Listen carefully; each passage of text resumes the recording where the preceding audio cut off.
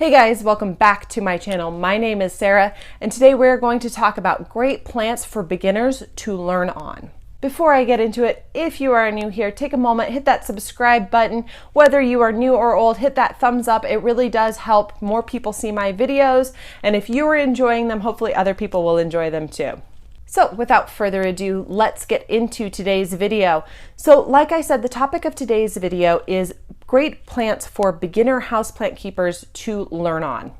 So the idea for this for me came from seeing a bunch of articles, a bunch of videos kind of revolving around houseplants even you can't kill, houseplants that are so easy for beginners. So I realized there isn't really a transitional space between those really super beginner foolproof houseplants and the rare plants that we are all drooling over on Instagram. Now, as wonderful as a ZZ plant is, and I have 3 different varieties of ZZ plants in my house, it's not a great plant necessarily to learn houseplant care on. You can neglect it, you can stick it in a dark corner, and it's not really going to throw fits at you. That doesn't really help me when it comes to wanting to keep a rare philodendron or anthurium or something like that. So I thought I would point out a few houseplants, some of which I have, some of which I will just talk about, things that are easier to learn on so that you can get houseplant care down, know what to look for before you invest in those pricier plants.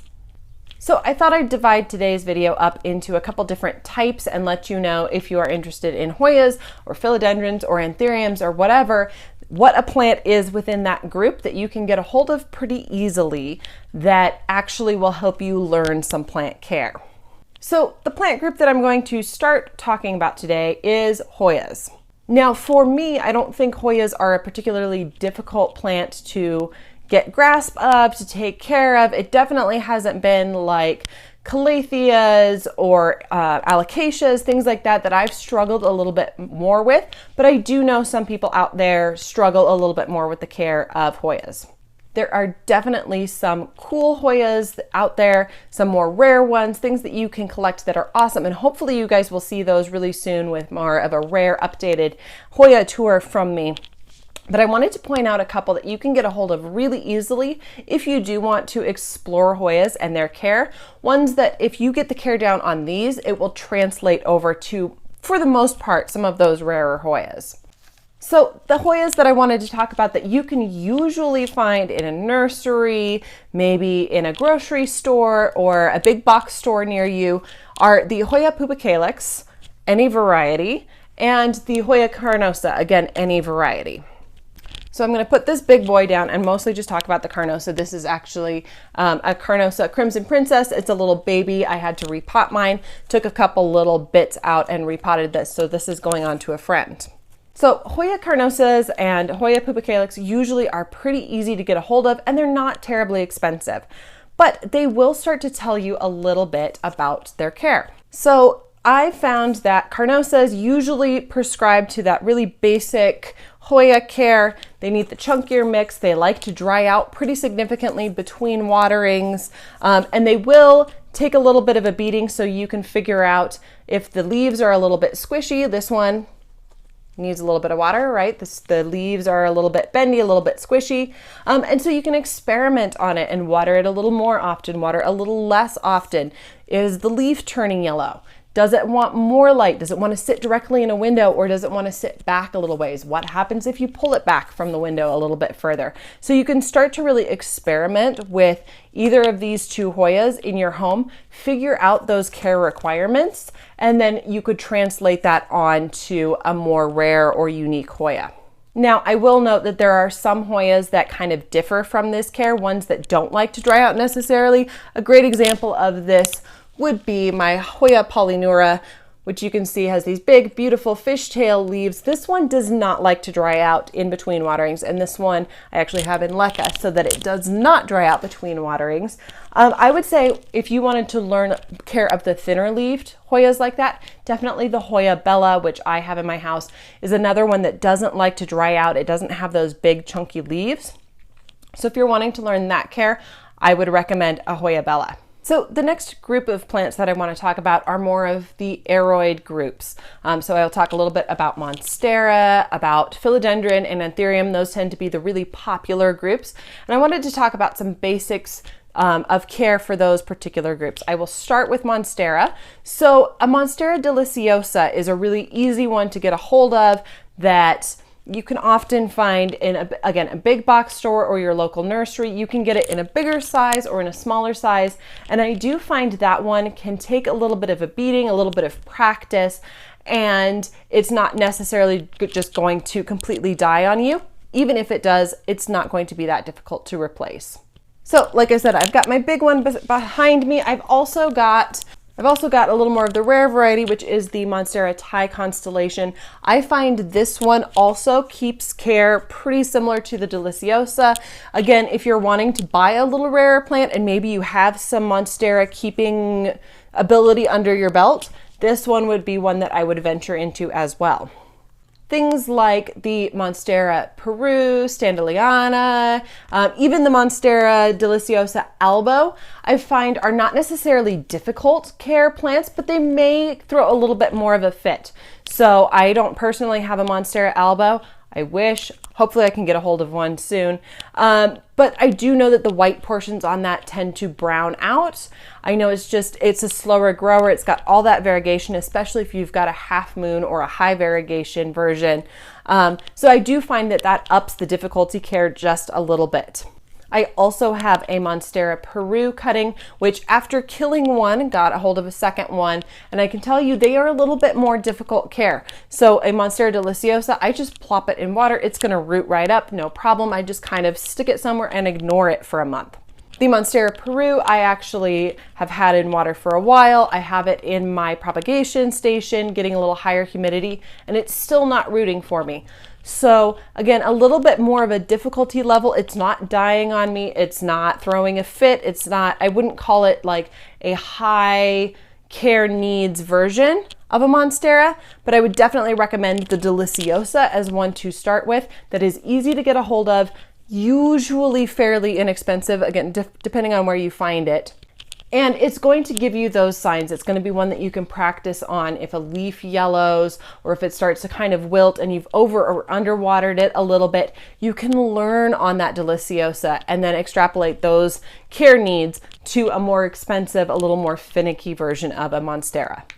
So next up is Philodendron. Now, I don't particularly have a more common Philodendron in my house, but definitely I would recommend getting one depending on the type that you want to keep. So those little heart leaf Philodendrons, ones that are micans or the green heart leaf, things like that, those are great for learning care on as well. But if you're wanting to keep something like a pink princess or something like that, those care requirements are just slightly different. So I would recommend getting one similar to the style that you're looking at in order to learn its care needs. So I have my gorgeous pink princess sitting right here, and I'm just going to brag for a second. Can we just appreciate this beautiful variegation on this leaf? Oh my gosh. So I wanted to use this one to talk about, you can find usually fairly easily the basic green or the red varieties, usually like the red emerald or the Congo Rojo, I think it is, or even the lemon lime, not the heart leaf version, but the more stemmy version like this. You can find those usually pretty easily, again, in a nursery or a big box store, something like that. I'm going to put my princess down. So grabbing a hold of one of those less expensive versions of a philodendron, again, will help you to learn its care. And I found that the philodendrons tend to be, at this level, they tend to be pretty forgiving. Even my princess is really forgiving. I just know those are expensive to replace if you do mess up on it. But finding something that has that level of forgiveness so that you can, again, learn some of the care requirements, the care needs, again, moving it around, putting it in a different sort of soil. Is it chunky enough? Is it too chunky and it's not retaining water? You can learn on these less expensive plants and be able to extrapolate that to a pink princess or a silver sword or something a little bit rarer. So the next group in the aroids that I wanted to talk about is the Anthuriums. Now this one's a little bit more of a challenge. It's not like the Hoyas or the Philodendrons where you can go out and just find a bunch of basic plants in a bunch of varieties and try them out. Anthuriums, it tends to be the very basic ones that you find in the store that have the kind of waxy looking flowers. And then the next step up from that is still kind of a rare plant. However, I wanted to mention one or two varieties if you're feeling ready to take that step and try kind of a more rare Anthurium. Give these a try before you go looking for a queen Anthurium or something like that that is much rarer. This will give you some of that experience without it being quite so rare. So I know these are generally, again, in the higher dollar value, pushing 100 or over, but the Anthurium Clarinervium is one I've mentioned before. Again, can we just take a moment and appreciate those leaves? And I know because I've just repotted this that there's actually a little bit of new growth coming in down here. So I'm super excited. But these, if you're wanting to, again, get into Anthuriums, these are really easy and really forgiving. They ship fairly well, at least in my experience. I've also heard that the Crystallinum, which is another one that I want to get a hold of, that the Crystallinum is, again, pretty easy, pretty forgiving. It's not going to throw fits at you for taking time to figure out humidity requirements. It's not going to fully die on you in shipping. It's not going to take tons and tons of care. So it's a great one that you can start learning on. Again, if you are just craving those rarer Anthuriums, I would definitely start with something like the Clarinervium, the Crystallinum. Again, you're probably going to be out closer to $100 more than $200 or $300. So that is my recommendation for kind of a practice plant in the Anthurium family.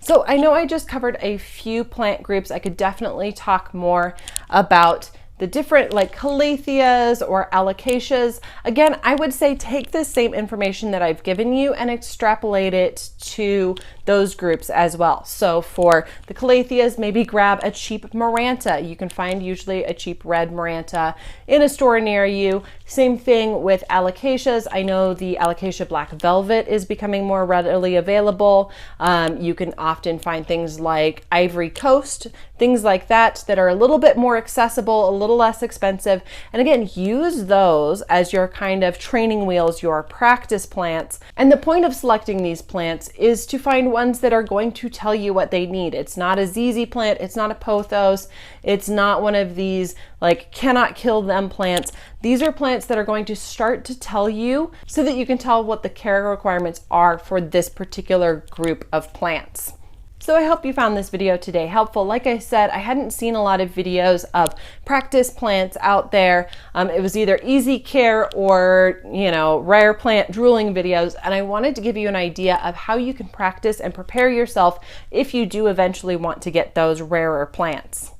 If you have any great ideas for plants that beginners can practice on, leave those down in the comments below. Again, looking for those plants that are going to start to train you what to look for in your plants before working with those really finicky varieties. Thank you guys again so much for watching. Like I said, I've got a couple great videos coming out soon, so if you are not subscribed, make sure you're subscribed. I think a couple rare Hoya and rare Philodendron tours, as well as some more basic care videos. So I will see you guys with another video very, very soon. Bye.